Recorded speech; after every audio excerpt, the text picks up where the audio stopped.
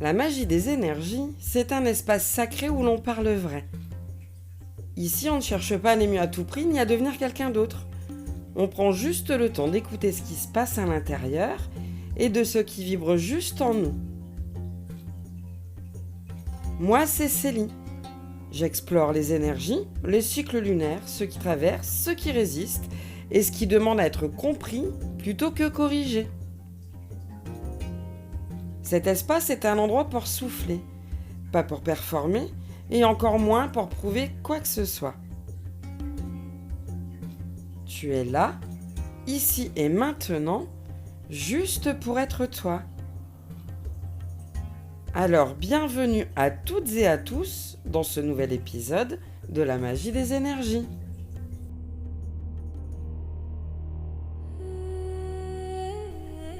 Réapprendre à aimer après une épreuve, ce n'est pas un retour en arrière.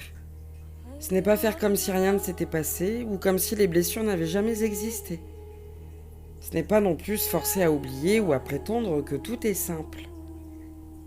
Je dirais que c'est plutôt une avancée, pas à pas, vers une nouvelle façon d'être en relation, que ce soit avec soi-même ou avec les autres. Un chemin où l'on apprend, doucement, à concilier ce que l'on a vécu avec ce que l'on souhaite vivre désormais. Un chemin où l'on découvre que l'on peut être à la fois marqué par le passé et ouvert à l'avenir.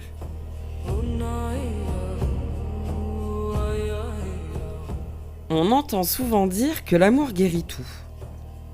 Mais en vérité, l'amour ne guérit pas comme par magie. Il ne gomme pas les blessures d'un coup de baguette magique. Il ne rend pas le passé moins lourd en un instant. Ce qu'il fait, en revanche, c'est rappeler que la vie continue malgré tout, qu'il est possible de se relever, même quand on a cru que tout était perdu, qu'il est possible de tendre la main à nouveau, même quand on a appris par nécessité à se méfier.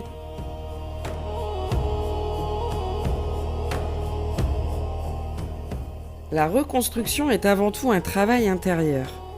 Un travail qui ne se mesure pas en jours, en semaines ou même en mois, mais en petites victoires, en prise de conscience, en choix répétés de ne plus laisser les peurs du passé diriger chaque instant du présent. Et pourtant, même lorsqu'on a le sentiment d'avoir avancé, d'avoir compris beaucoup de choses, il arrive que tout vacille à nouveau. La peur peut revenir sans prévenir, le corps se crisper, le cœur se refermer, comme s'il se souvenait avant même que l'esprit ne comprenne ce qui se joue. Ces moments peuvent être déstabilisants, parce qu'ils donnent l'impression de perdre ses moyens, de douter de ce que l'on croyait acquis, voire de revenir en arrière. Mais la guérison n'est pas une ligne droite, elle se fait par vagues, par cycles, surtout lorsque l'on s'autorise à s'ouvrir à nouveau au lien, à l'amour et à l'intimité.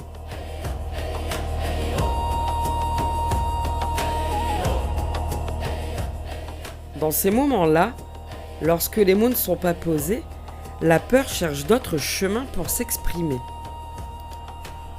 Elle se glisse dans les silences, dans les malentendus, dans les interprétations, donnant parfois l'impression que l'autre devine, alors qu'il ne peut pas ressentir quelque chose sans en comprendre l'origine. Ce n'est pas ce que l'on ressent qui fragilise la relation, mais c'est ce que l'on n'ose pas dire. Poser des mots sur ses peurs, sur ses doutes, sur ce qui traverse à cet instant précis, permet de sortir du flou et d'ouvrir un espace de compréhension, de rassurance et de présence mutuelle. Dire ce qui se passe en soi, c'est offrir à l'autre la possibilité de comprendre, d'apaiser et de répondre avec justesse. Et parfois, c'est dans cette parole partagée que le lien cesse d'être un lien d'inquiétude pour devenir un véritable soutien.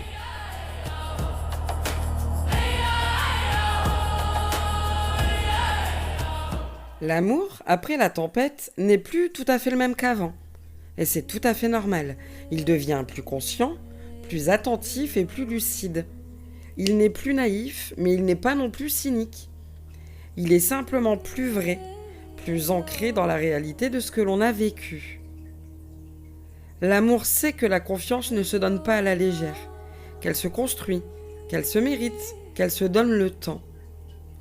Il sait que les cicatrices font partie de l'histoire, mais il refuse de les laisser définir tout ce qui reste à écrire.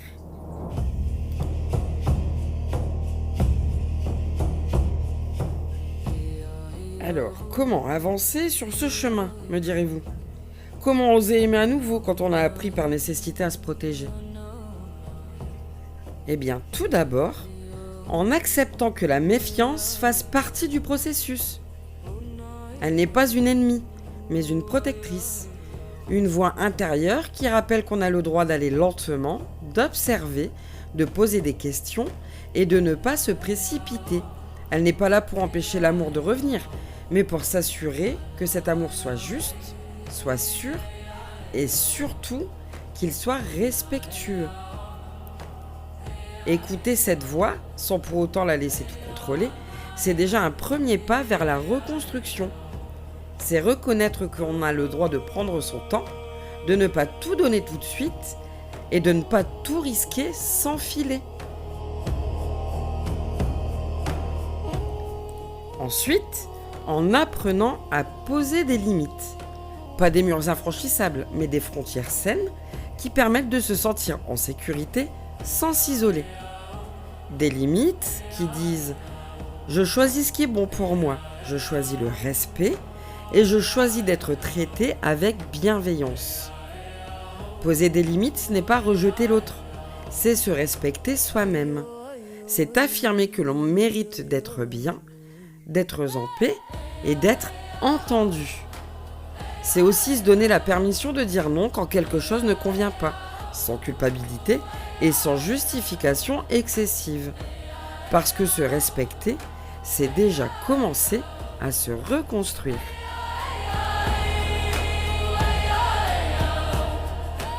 Et puis, enfin, il y a ces moments, parfois inattendus, où l'on se surprend à sourire sans raison, à se détendre sans effort, à sentir que quelque chose en soi commence à s'apaiser. Ces moments ne signifient pas que tout est résolu, que toutes les blessures sont guéries et que toutes les peurs ont disparu. Ils signifient simplement que la vie, doucement, reprend sa place. Qu'on est en train de trouver un nouvel équilibre, une nouvelle façon d'être en relation avec soi-même et avec les autres. Mais aussi que l'on est en train d'apprendre à vivre avec ce que l'on a vécu et qu'on ne laisse plus le passé tout contrôler.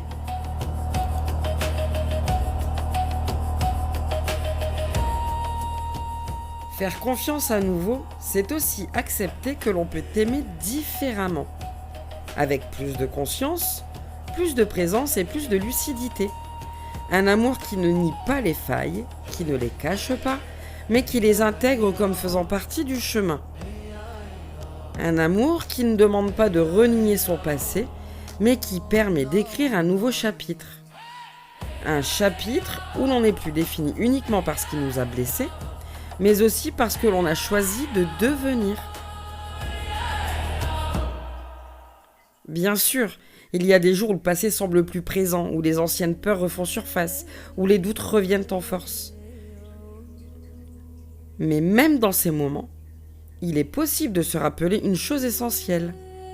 La reconstruction n'est pas une ligne droite. Elle est faite d'avancées, de recul, de pauses et de détours. Chaque pas, même hésitant, même incertain, est une preuve de courage. Chaque effort pour se comprendre, pour s'écouter, pour se respecter est une victoire.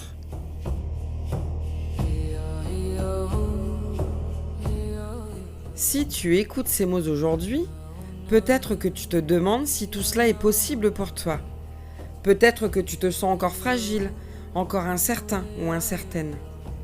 Peut-être que tu as envie d'y croire, mais quelque chose en toi résiste encore, par habitude, par peur ou par méfiance. Sache que tu n'es pas seul. Beaucoup de celles et ceux qui ont vécu des épreuves se posent les mêmes questions, ressentent les mêmes doutes et traversent les mêmes hésitations. Et beaucoup pas à pas, trouvent leur chemin vers une nouvelle façon d'aimer. Une façon plus forte, plus consciente, plus alignée avec ce qu'ils sont vraiment.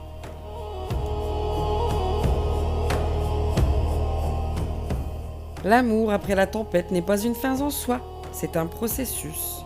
Un processus où l'on apprend à se connaître davantage, à écouter ses besoins et à honorer ses émotions.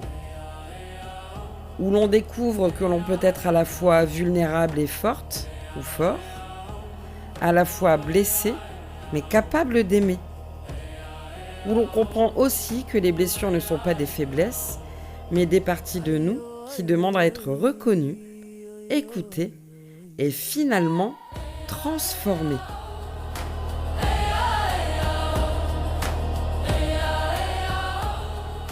Alors si tu te sens prête ou prêt, ose avancer. Pas parce que tout est simple, pas parce que tout est résolu, mais parce que tu le mérites. Parce que l'amour, quand il est vrai, quand il est respectueux, quand il est nourrissant, est toujours une force, toujours une possibilité, toujours une lumière, même dans les moments les plus sombres. Et j'aimerais que tu te souviennes d'une chose. Tu n'as pas à tout faire d'un seul coup. Un pas après l'autre. Une respiration après l'autre. L'amour, ce n'est pas une course. C'est un chemin.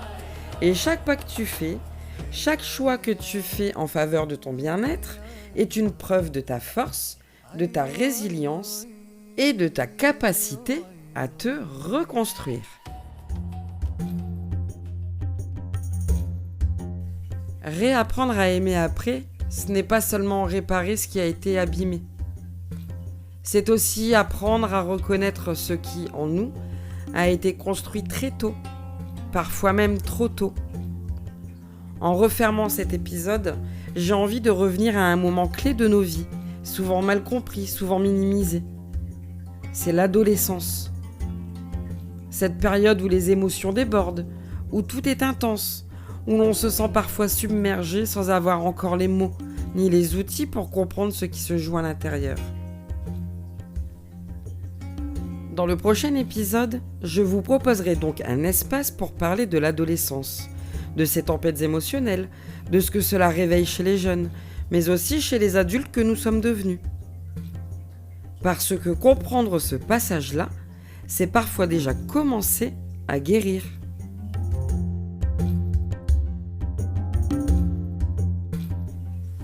Pour ne rien manquer de cette aventure, n'hésite pas à me suivre sur Insta, Facebook et TikTok sous le nom de la magie des énergies de Célie.